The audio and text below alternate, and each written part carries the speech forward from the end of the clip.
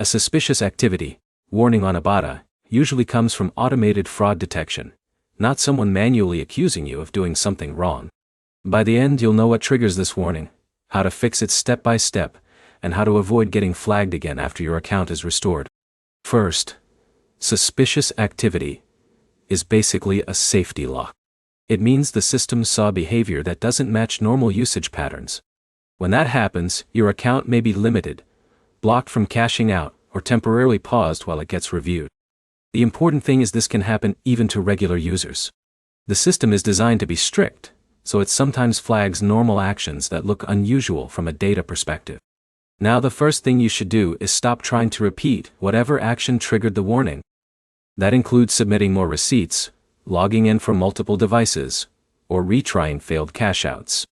Repeating the behavior can extend the restriction because it reinforces the same signal. Next, check your email connected to the account.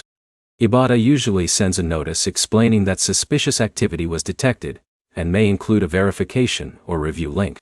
That message is important because it determines whether your case is automatic review or manual support review. Then go to the help section inside the app and submit a support request. Keep it simple. Include your account email, the exact message you received, and a short explanation of your recent activity. The goal is clarity, not a long explanation. If your issue is receipt-related, be ready to confirm basic details like where the purchase happened and whether it was made in-store. Matching receipts to real transactions is one of the main things the system checks during review.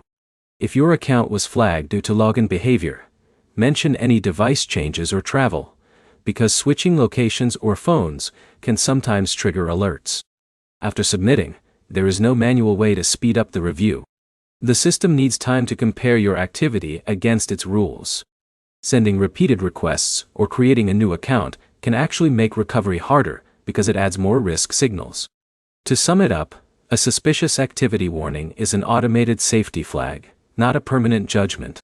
The fastest fix is stopping repeated triggers, submitting one clear support request, and waiting for review.